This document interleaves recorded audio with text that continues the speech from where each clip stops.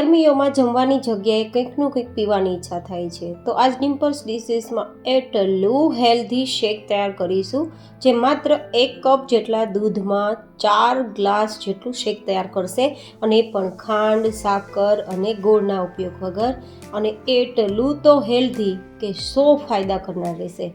ફટાફટ બનશે અને બધા જને પસંદ આવશે. તો ચલો રેસીપી શરૂ કરીએ. તો જેમના માટે આપણે અહીંયા 2 ચમચી જેટલી બદામ લેશું, 2 ચમચી જેટલા કાજુ લેશું. અહીંયા ડ્રાય ફ્રૂટ્સ તમારી પાસે હોય તે લઈ શકો અને જેટલા પસંદ હોય તેટલા લઈ શકો, મતલબ વધઘટ કરી શકો. 2 ચમચી જેટલી પીળી કિસમિસ અને 2 ચમચી જેટલી કાળી કિસમિસ.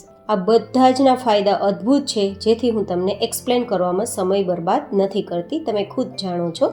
1 ચમચી જેટલા પિસ્તા લેશું, 1 ચમચી જેટલા મગજતરીના બીજ લેશું, 1 ચમચી જેટલા અખરોટ લેશું અને અડધી ચમચી જેટલા ખસખસ લેશું, જે ગરમીઓમાં ઠંડક આપવામાં કમાલનું કામ કરે છે.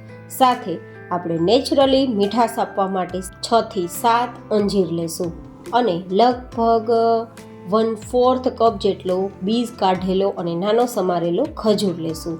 તમને લાગશે કે ઉનાળામાં ખજૂર થોડો ઉપયોગમાં લેવાય. કોઈ પણ વસ્તુ છે તે જ્યારે અતિશયોક્તિ કરવામાં આવે ત્યારે તેના નુકસાન થાય છે, પણ આપણે એટલો જ ઉપયોગ કર્યો છે જેના કોઈ નુકસાન ના થાય બટ ફાયદા થાય.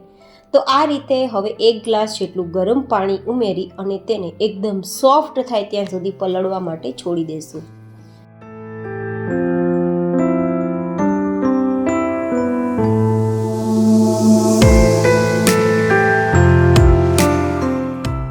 તો લગભગ 2 કલાક જેવો મેં સમય આપ્યો છે અને 2 કલાક પછી આ બધી જ વસ્તુ સોફ્ટ થઈ ગઈ છે. મેં અહીંયા થોડા સમય બાદ વાસણને બદલી નાખ્યું હતું, કારણ કે બધી જ સામગ્રી બરાબર પાણીમાં ડૂબતી નહોતી અને પરિણામે સોફ્ટ થતી નહોતી.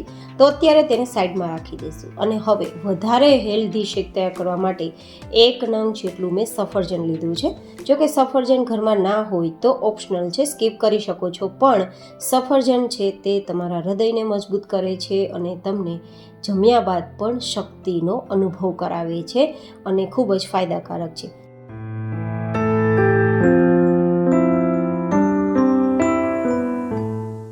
સાથે આપણે 2 નંગ જેટલા જે કેળા લીધા છે તેને પણ આપણે આ રીતે સમારી લેશું. કેળા છે તે તમે વધઘટ કરી શકો છો. તમને લાગશે કેળામાં તો વજન વધી જાય, બિલકુલ નહીં. અહીંયા આપણે 2 નંગ જેટલા જ કેળા લીધા છે અને 4 વ્યક્તિને થઈ શકે તેટલું શેક તૈયાર થવાનું છે. તો માત્ર અડધું કેળું જ તમારા પેટમાં જવાનું છે અને અડધું કેળું માત્ર કેલ્શિયમનું કામ કરશે, તમારું વજન નહીં વધવા દેવાનું. તો હવે આ રીતે બધી જ વસ્તુ સમારાઈ ગઈ છે અને હવે મિક્સર જાર લેશું અને જે આપણે પલાળેલા ડ્રાય ફ્રૂટ્સ હતા ને તેને પહેલાં ઉમેરી દઈશું. પાણી સાથે જ ઉમેરવાના છે, પાણી નથી કાઢવાનું. અને હવે તે જ રીતે આપણે